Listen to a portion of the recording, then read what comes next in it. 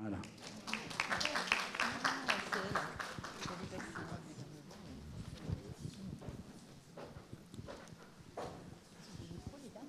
Donc, pour éviter à ce que la parole soit monopolisée, on commence par les nouveaux, ou les nouvelles hein, qui sont là. Donc, Madame la diététicienne, vous avez la parole. Je commence. Bonjour, je m'appelle Ousseni Bachra. Je suis diététicienne au centre hospitalier de Mayotte. Je travaille au service EMET, équipe mobile d'éducation thérapeutique. On est composé d'infirmières, de diététiciennes, d'un EAPA et d'une secrétaire. Et on travaille principalement sur les pathologies chroniques, l'obésité, l'hypertension, le diabète. Et depuis l'année 2024, on a travaillé avec des patientes qui ont le diabète gestationnel. Du coup, aujourd'hui, on va un peu parler de comment on travaille parce que ça permet de montrer les difficultés qu'on rencontre au quotidien.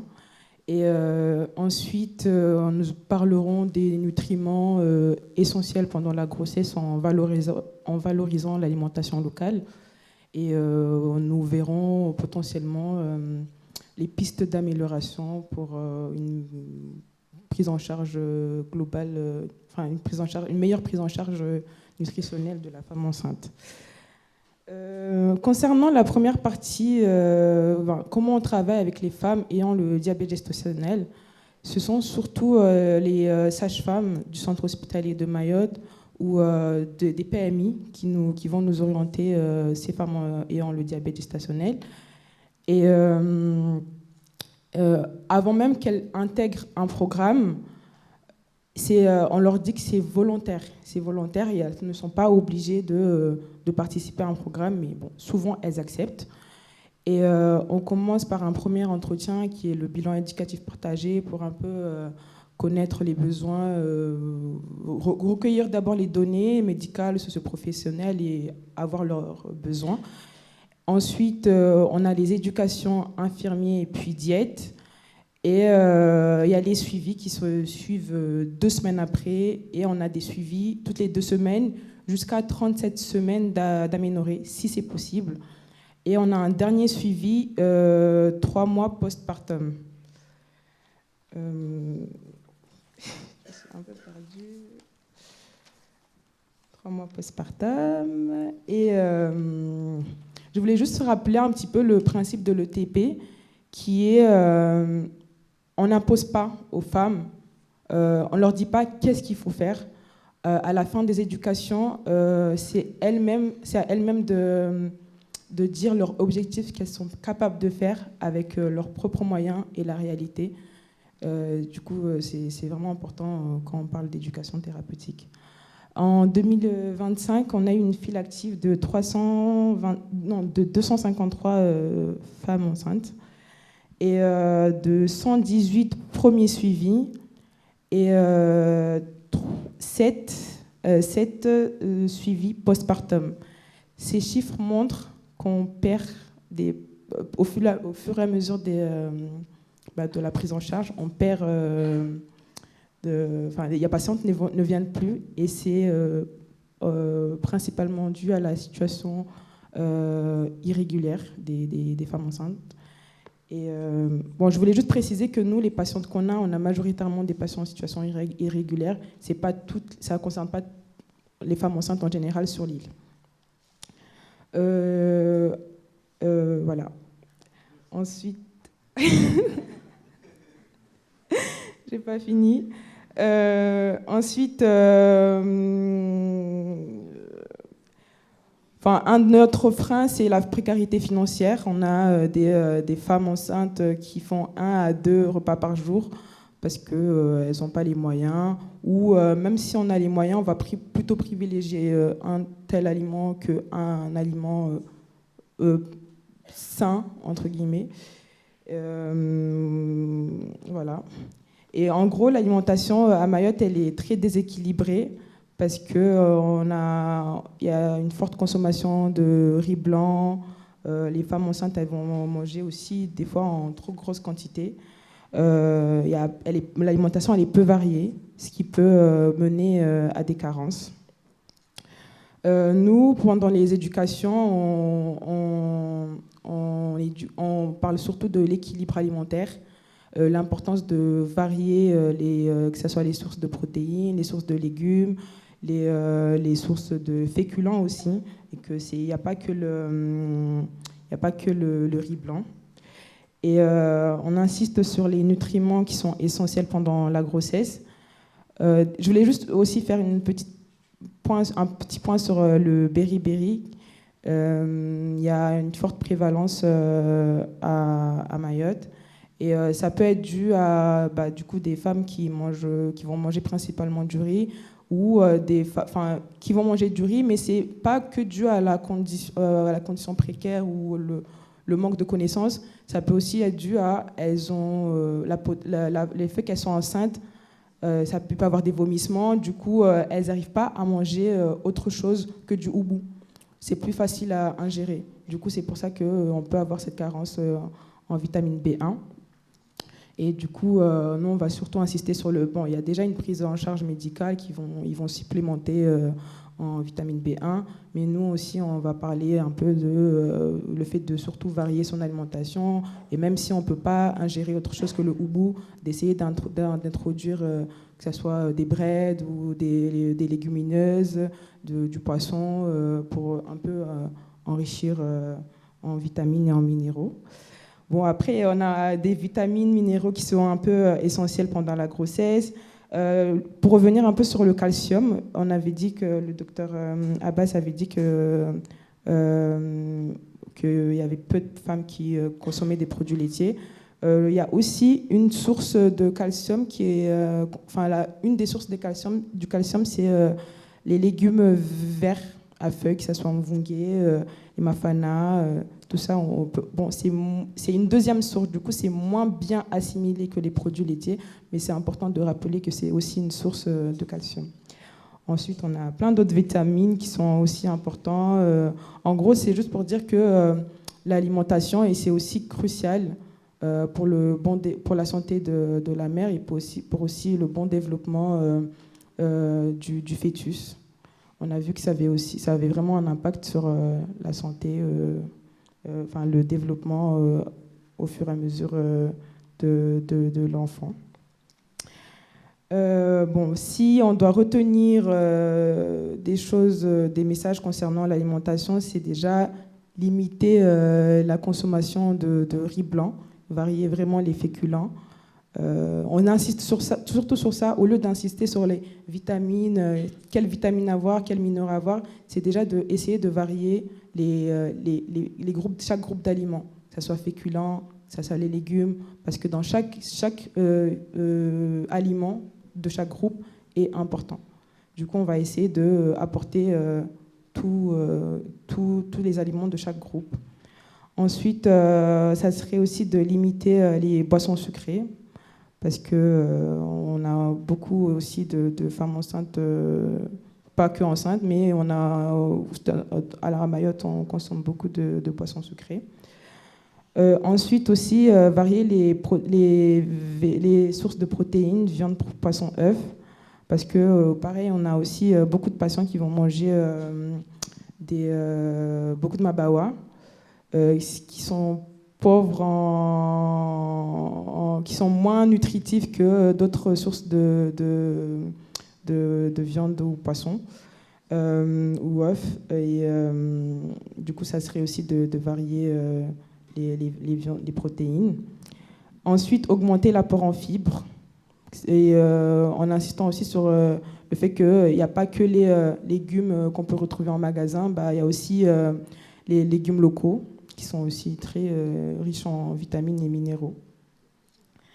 Et, et aussi de bien structurer le repas. C'est très important de ne pas sauter les repas, parce que si on saute un repas, on a plus tendance à manger plus au prochain repas.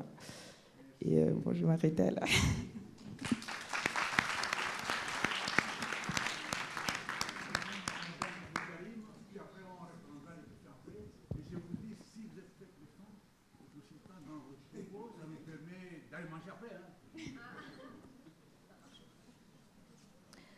Bonjour à tous, je m'appelle Abdul Karim Hilda, je suis responsable d'équipe du dispositif de lutte contre la malnutrition infantile à la Croix-Rouge. Je vais donc vous présenter le dispositif de la malnutrition infantile et ce que propose la Croix-Rouge justement dans le cadre de la lutte contre la malnutrition infantile.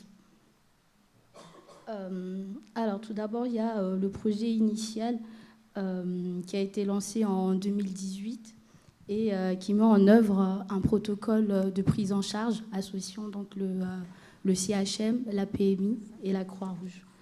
Par la suite, l'ARS a financé à 100% donc le projet initial jusqu'en 2024. Et à partir de 2024, nous avons eu un cofinancement de la dette suite aux difficultés en fait, que nous avons notées par rapport au taux de guérison. En fait, nous avons constaté un faible taux de guérison qui s'expliquait par le fait que les familles avaient besoin d'un accompagnement social un peu plus poussé. Ensuite, juste après Chido, il y a eu un taux qui a quand même explosé d'orientation vers notre dispositif, ce qui a permis de mettre en lumière un petit peu cette nécessité de l'aller vers qui était déjà présent, mais cette fois-ci pour le dépistage. Donc le projet, il y a un projet qui est arrivé de repérage précoce que ma collègue présentera plus tard, qui permet en fait à une équipe soignante d'aller directement dans les quartiers pour dépister la dénutrition et orienter vers notre dispositif. Je vais ensuite revenir sur l'accompagnement classique, donc le projet initial sur la dénutrition. Il s'agit d'une intervention qui est basée sur un protocole de prise en charge, comme je l'ai dit tout à l'heure, qui associe donc le CHM, la PMI et la Croix-Rouge, mais aussi d'autres associations médicales. Alors l'entrée du protocole est déterminée par le professionnel médical, donc les médecins et les infirmiers qui vont poser le diagnostic de la dénutrition et orienter la famille vers la Croix-Rouge pour un accompagnement social. De notre côté, la Croix-Rouge, du coup, on a une équipe composée de 4 TISF qui vont intervenir sur le terrain, sur tout le territoire de Mayotte. On va recevoir les fiches d'orientation donc des médecins et commencer un accompagnement des familles. Nous allons, dans l'accompagnement, en fait, on va proposer des distributions d'aide. Nous allons aussi proposer des visites à domicile pour aller un peu plus loin et proposer un accompagnement personnalisé. Nous allons aussi proposer des ateliers sur des thématiques spécifiques. Ça sera des thématiques sur la nutrition, l'alimentation enrichie, l'allaitement maternel, mais aussi l'eau potable. Donc, parce que la plupart, je n'ai pas dit tout à l'heure, mais les personnes qu'on accompagne sont en très grande partie en situation de précarité. Donc on va aborder l'eau potable, l'accès à l'eau potable et aussi la contraception. Du coup, on va aussi mettre à disposition un complément alimentaire qui est le Plumpy Nut, que pour l'instant, seule la Croix-Rouge en fait mis à disposition, ce qui fait que automatiquement tous les enfants en fait qui sont dénutris et qui ont cette prescription de Plumpy Nut sont orientés vers la Croix-Rouge. Nous allons aussi mettre à disposition du lait infantile. C'est du lait infantile qui va être prescrit par le médecin. Donc la Croix-Rouge ne va pas donner directement du lait infantile. Sûrement, s'il y a une prescription médicale, c'est que la maman, elle a du mal à des problématiques de santé qui l'empêchent en fait d'allaiter. Nous pouvons aussi mettre à disposition des cartes BFM, justement en réponse à ces problématiques d'accès à l'eau potable.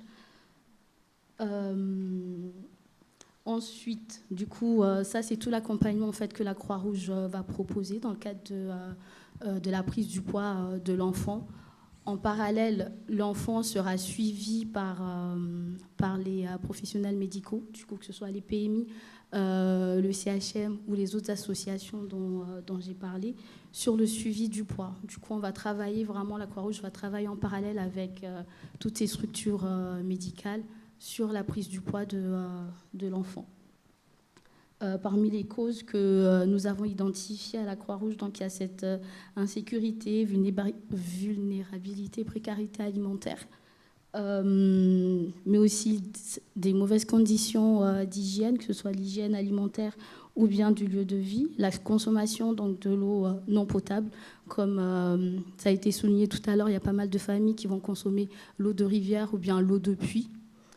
Ensuite, il y a aussi l'arrêt en fait de l'allaitement, l'arrêt précoce de l'allaitement maternel ou l'absence de l'allaitement maternel, et aussi une mauvaise diversification alimentaire, parce qu'on a remarqué aussi que certains enfants dans notre société, en fait, la plupart du temps, ont donné à l'enfant que du houbou à partir d'un certain âge, parce que c'est tout ce qu'il peut peut-être consommer. Donc, ça sera du houbou matin, du houbou midi, et la diversification alimentaire va commencer comme ça, et ce qui conduit forcément à des carences.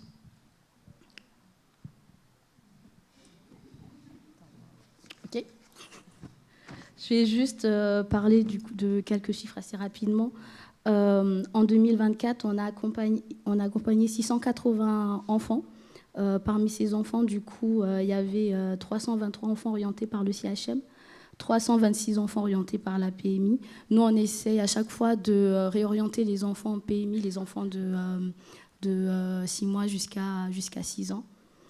Nous avons noté aussi 5 décès, malheureusement. Ce sont des décès, les enfants en fait, qui ont eu une pathologie associée justement à l'état de dénutrition. Nous avons parlé tout à l'heure du coup. J'ai oublié de préciser, mais le protocole ne prend en charge que les malnutritions aiguës. Du coup, on a eu 121 orientations d'enfants en malnutrition aiguë sévère et 467 en malnutrition aiguë modérée. En 2025, donc on a eu, au semestre 2025, on a noté une forte augmentation du coup des orientations. On a eu 850 enfants pris en charge, comparé quand même aux 680 sur toute l'année 2024. 539 en fait première orientation. Du coup, ce sont des dépistages qui ont été réalisés de janvier à juin 2025.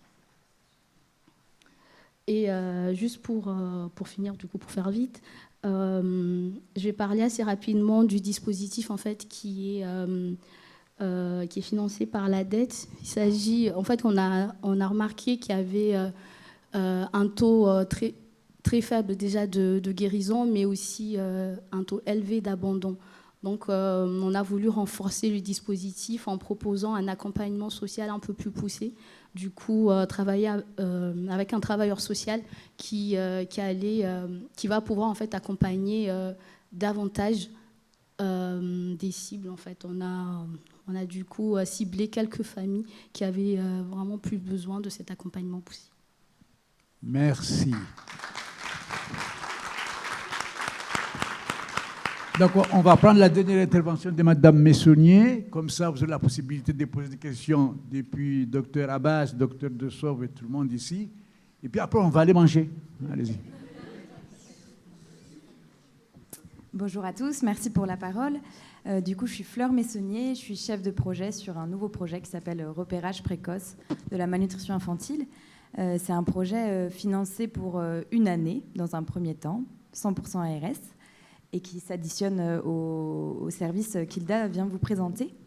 L'objectif, c'est de pouvoir aller faire du repérage en aller vers d'enfants en situation de dénutrition. Pourquoi en aller vers ? Parce que Hilda vient de le dire, il y a la majorité, 90% des orientations qui sont faites vers son service, donc l'accompagnement social, sont réalisées par la PMI et le CHM. Et tous les enfants, qu'ils soient primo-arrivants ou nés à Mayotte, ne sont pas forcément dans le système de soins de droit commun. Donc l'objectif, c'est d'aller créer la rencontre et d'aller dépister en mobile, en porte-à-porte, dans les quartiers les plus défavorisés, des enfants qui sont soit connus des services de santé ou soit non connus des services de santé, et de les raccrocher au système. Ce projet, il est créé notamment en lien avec le poche Chido qu'on a connu sur l'île, où forcément il y a un pic de la dénutrition qui est connu lors d'un événement de crise, mais aussi en lien avec l'étude Unono Wamaore que vous avez présentée, Dr Sauve, qui montrent des chiffres beaucoup plus importants de dénutrition que ceux qu'on accompagne déjà à la Croix-Rouge. On est au tout début du projet. Il a commencé en octobre 2025, il court jusqu'en octobre 2026. Du coup, les premières activités sont lancées, mais limitées, parce que pour l'instant, je suis encore toute seule sur le projet, donc on est en cours de recrutement. On sera 4 à terme, avec une infirmière puéricultrice, un modérateur urbain et un éducateur de jeunes enfants. Pardon. Évidemment, au-delà du repérage en aller vert, donc on fait la réalisation du MUAC, on a des soignants qui sont bénévoles Croix-Rouge qui viennent avec nous sur le terrain, qui permettent sur le terrain, s'il y a un poids et une taille qui est disponible, faire un Z-score pour confirmer ou infirmer le MUAC, pour avoir un diagnostic qui soit plus précis, et qui nous permet de faire la fiche d'orientation vers le service Zilda au domicile de la patiente, de la famille, et donc d'impulser un accompagnement qui soit rapide. Ça n'empêche que l'enfant sera réorienté après dans un service de santé, PMI, et c'est une condition de l'accompagnement. Parce que le service Zilda ne peut pas continuer à donner de l'aide sociale sans suivi médical derrière par la PMI. Au-delà de ce repérage, on va aussi mettre en place des activités. Je crois que tout le monde, à l'unisson, a eu des signaux d'alerte sur le besoin de faire de la prévention.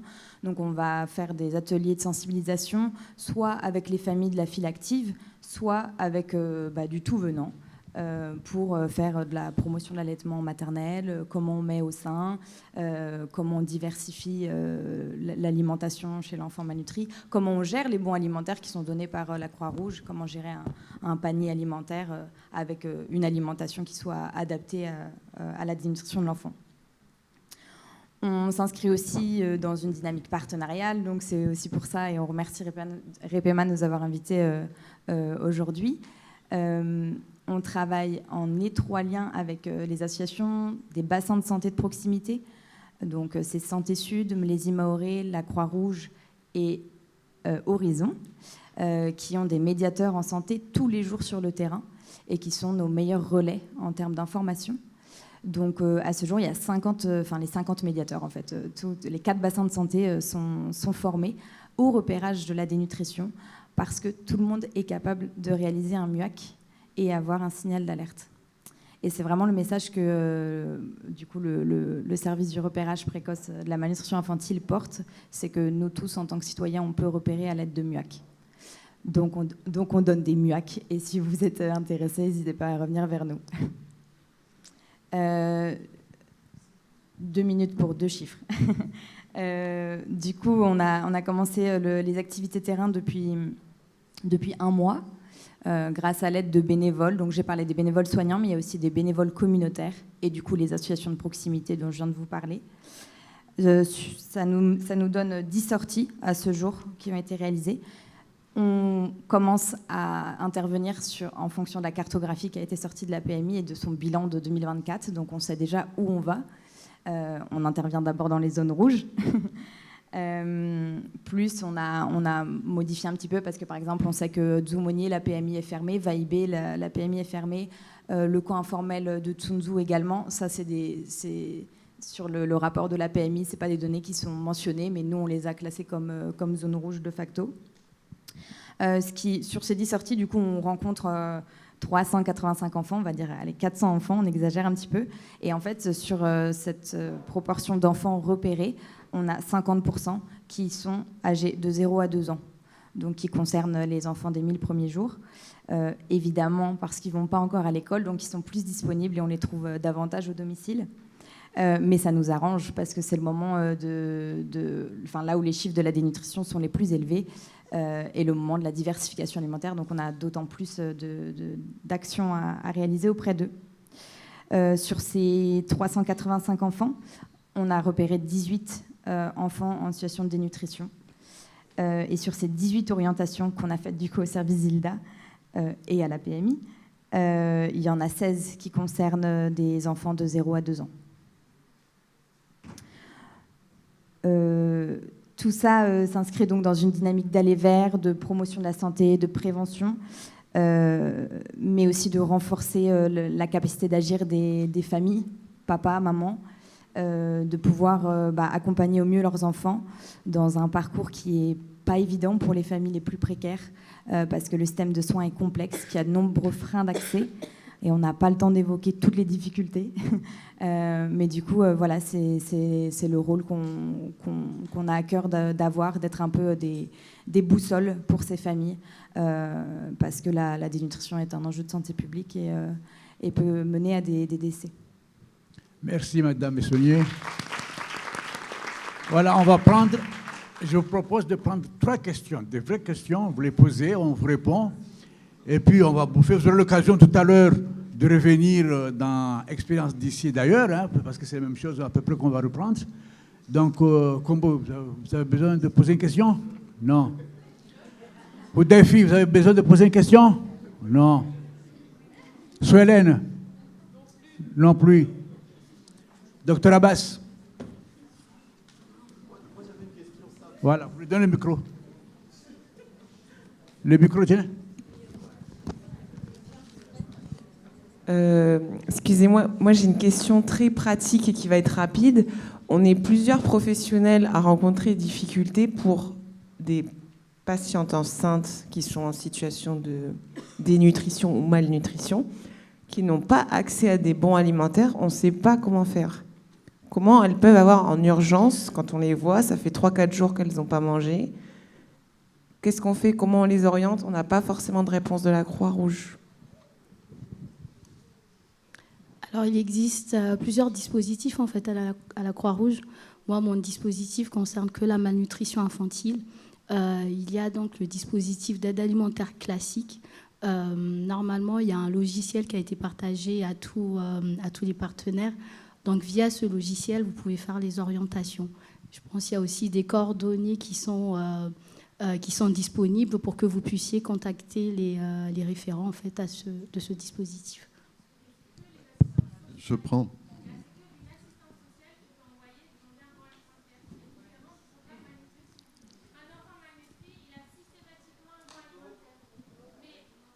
Pardon. Un enfant malnutri, c'est systématique, il a le bon alimentaire, il n'y a pas besoin de faire plus. Mais une personne adulte pas malnutrie, il faut toujours que ce soit une assistante sociale qui oriente. Les soignants n'ont pas le droit. Donc c'est UTAS, CCAS et dans les services si vous en avez. Mais on ne peut pas, en tant que soignant, orienter. C'est que l'assistante sociale, c'est le circuit en fait. Je vais rajouter un petit mot pour l'orientation. J'attends elle finit sa conversation. Oui, pour ce qui est de l'orientation à partir de la PMI en particulier, on va aborder le problème cet après-midi, mais les maisons des 1000 jours, on est sur le thème, incluent le secteur social. On ne peut pas parler de rénutrition, on ne peut pas parler de malnutrition sans parler de médico-social. Et le côté social est une des réponses à apporter au même titre que l'allaitement, au même titre que la rénutrition, que le Ploupinut ou autre. Donc, dans les centres qu'on va ouvrir ou qui sont en ouverture, c'est-à-dire les maisons de la parentalité ou les maisons des 1000 jours, c'est la même chose pour moi. On a de toute façon des UTAS sur place.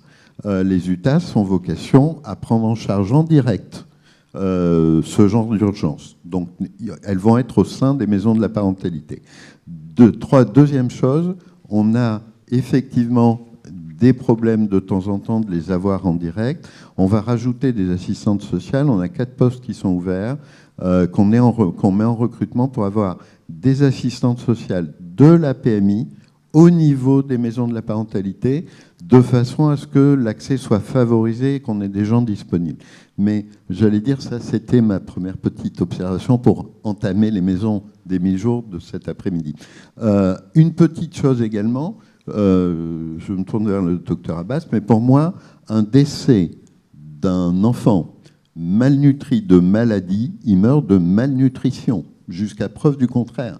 La maladie est consécutive à une baisse de l'immunité qui est liée à sa malnutrition. Il doit être considéré comme mort de faim, ou mort de malnutrition en tout cas, parce qu'on peut mourir de malnutrition sans avoir faim.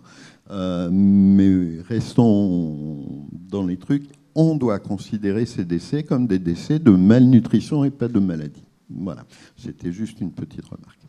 Je voudrais juste compléter, je parle aussi sous réserve de ma collègue qui est dans le public, concernant les orientations des femmes enceintes à la Croix-Rouge. Normalement, il me semble qu'en orientation d'urgence, vous avez la possibilité en fait, d'orienter vers les bois alimentaires. Moi, ma question, c'était, une partie, c'était sur la malnutrition des femmes enceintes, effectivement. Quel dispositif est mis en place? Et puis, l'autre question, c'était par rapport au dispositif de repérage précoce. Donc, si j'ai bien compris, ça, c'est un programme qui s'est surajouté au dispositif existant actuellement. Mais qu'est-ce qu'il apporte de plus, si je comprends bien, à part la lait vert? Est-ce qu'il n'y a que la lait vert qui manquait ou est-ce qu'il y a quelque chose de plus qui se surajoute? Parce que l'utilité, c'est d'avoir une plus-value sur ce qu'on met en place comme action. Donc, pourriez-vous nous expliquer un peu plus clairement? Parce que je n'ai pas bien saisi la plus-value à part la lait vert. Je réponds juste avec un cas concret. Je vous avais parlé de 18 personnes repérées depuis le début des activités terrain. Sur les 18, il n'y avait qu'une personne qui était déjà orientée vers la malnut. Du coup, ça veut dire que les 17 autres, c'est le service du repérage précoce. C'est pas que des enfants qui sont en rupture de soins. Il y a des suivis PMI, mais avec des moins d'EDS qui sont marqués dans le carnet de santé, mais pas forcément orientés. Pareil, il y a je pense qu'il y a un manque d'uniformisation des pratiques et un manque de connaissance de ce dispositif et de savoir compléter la fiche d'orientation et savoir son devenir. Aujourd'hui, nous, comme on a pris conscience de ça et que notre objectif, c'est de travailler tous ensemble, on commence à faire des formations. On a commencé au CHM la semaine dernière au service des urgences pour aller rencontrer les soignants et leur dire, voilà, la Croix-Rouge fait ça. Sur la manute, on peut proposer ça. Voilà comment il faut remplir l'orientation. Et en gros, le dispositif vient chercher des enfants qui ne sont pas encore orientés, mais vient aussi créer du lien avec les services de droit commun qui font déjà un travail énorme et pour travailler main dans la main, quoi. Merci. Une dernière question, et puis on arrête. Allez. Je me disais bien que tu allais me laisser la parole quand on est encore collègues. Donc pour revenir un petit peu sur la genèse de ce projet-là qui est impulsé, je le dis, par l'ARS, donc c'est un financement 1000 premiers jours, hein, c'était ça la logique. Et quand on s'est interrogé sur le sujet, ça nous semblait tout à fait pertinent, notamment après le passage de Skinshido, de commencer par la thématique nutrition, hein, donc la question de la malnutrition. Aussi dans une réflexion d'essayer de couper entre guillemets avec ce cercle vicieux de la malnutrition, parce que c'est ce qui se passe avec ce dispositif, c'est-à-dire que si on continue dans cette trajectoire, on continuera à avoir encore des enfants qui sont malnutris, dénutris. Bon, il y a une part de la précarité de la population, ça on le sait, mais il n'y a pas que ça. C'est-à-dire que quand on s'est un peu intéressé aussi à des profils de ces enfants, il y a pour certains cas des actions possibles, préventives, pour ne pas rentrer. Parce qu'on sait qu'une fois on rentre dans la dénutrition, c'est très compliqué d'en sortir. Donc, comment est-ce qu'on arrive à ça? Ce qui est aussi attendu de ce travail-là, de renforcer le dispositif. Et moi, je me rappelle très bien, même dans les réflexions, de comment est-ce qu'on peut envisager un travail en amont dans le précoce. Dès la grossesse, quand on a fait la sortie de terrain, c'est tout à fait, c'était logique. On avait des enfants qui avaient des fentes palatines. Oui, il fallait s'y attendre à des problématiques d'alimentation. Oui, l'allaitement, il n'allait pas juste fonctionner juste comme ça. Donc, il fallait quand même renforcer le travail qu'on fait en amont, avant même la sortie de l'hôpital, parce qu'effectivement, il faut quand même choisir. Et comment est-ce qu'on peut construire finalement des parcours, entre guillemets, y compris ambulatoires, pour qu'on essaye d'agir sur toutes les causes, entre guillemets, évitables, préventives. Donc, il y a quand même une logique d'aller investiguer davantage les parcours de ces enfants-là, voir sur quoi on peut agir en amont et comment finalement on fait aussi valoir finalement la question, parce qu'il y a quand même plein d'enfants aussi dénutris qui sont plus ou moins dans la nature, et éviter aussi des cas où on est peut-être à la limite et on se retrouve, la situation continue à s'aggraver. Donc il a aussi, entre guillemets, c'est ça la volonté première de ce dispositif, et c'est pour ça qu'on a tenu à ce qu'il y ait une équipe pluridisciplinaire qui puisse investiguer tout le champ possible autour de ce sujet-là. Et finalement, c'est qu'une porte d'entrée, parce que ce qu'on souhaite, c'est qu'il y a ce travail que Fleur elle explique, d'aller un peu voir, regarder un peu au domicile qu'est-ce qui se passe, essayer d'apporter le maximum d'informations, de faire de la formation. Donc c'est ça ce qui est derrière. Donc effectivement, on se donne un peu un an pour voir ce qu'on peut faire aussi, parce qu'il y a une question de faisabilité. Qu'est-ce qu'on pourrait monter? Et on voit que la première difficulté, c'était aussi de trouver les compétences pour. Maintenant, comment est-ce qu'on peut comprendre davantage les parcours et les situations auxquelles on a face, et comment on peut créer, finalement, avec RFMA, des parcours plus spécifiques pour certains enfants, dans une logique aussi d'entamer un travail autour aussi des enfants vulnérables, qu'on a pour le moment. Voilà, donc il y a quand même une logique plus globale de qu'est-ce qui a attendu de ce projet. Donc la porte d'entrée aujourd'hui est la dénutrition, mais il est appelé en tout cas à amener le sujet finalement de comment on accompagne depuis la conception jusqu'à vraiment l'âge de 2 ans. Merci. Dernière question. Dernière question. C'est pas pour une question. C'est pour répondre à la question qui a été posée par rapport au bon alimentaire. Puisque par rapport au bon alimentaire, on a Il faut vous présenter, madame. Je m'excuse. Je suis Satifa Toumadi et je suis adjointe au responsable du pôle Solidarité Insertion à la DETS. Donc, on s'occupe également de tout ce qui est lutte contre la précarité alimentaire. Donc, le dispositif de l'aide alimentaire, c'est la DETS qui travaille en lien avec la Croix-Rouge pour le mettre en place. Et on apporte le financement pour cela. Par rapport au bon alimentaire, le dispositif a été réfléchi pour travailler sur l'accompagnement social, puisque une personne qui a une problématique d'aide alimentaire, tout en sachant que l'aide alimentaire s'adresse à tout public en situation de vulnérabilité. Donc, une personne qui vient vous voir parce qu'il a une problématique alimentaire, on se dit sûrement il faut le voir de manière globale. Donc, une assistante sociale qui l'accompagnerait la personne peut aussi voir d'autres problématiques. Donc, il y a la problématique en lien avec l'alimentation, mais il peut également avoir d'autres problématiques.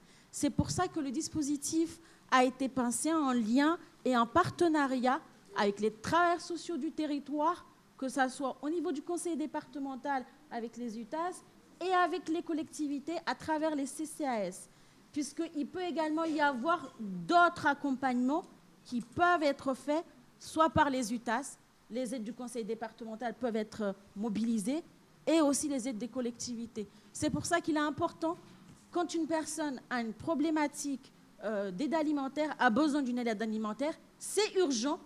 On peut répondre à l'urgence, mais on peut également voir la situation de manière plus globale au niveau social.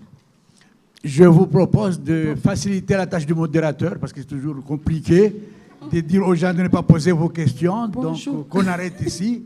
Merci, Madame Osseni, merci, Madame Abdul Karim, Sonia et Dr. Dessau.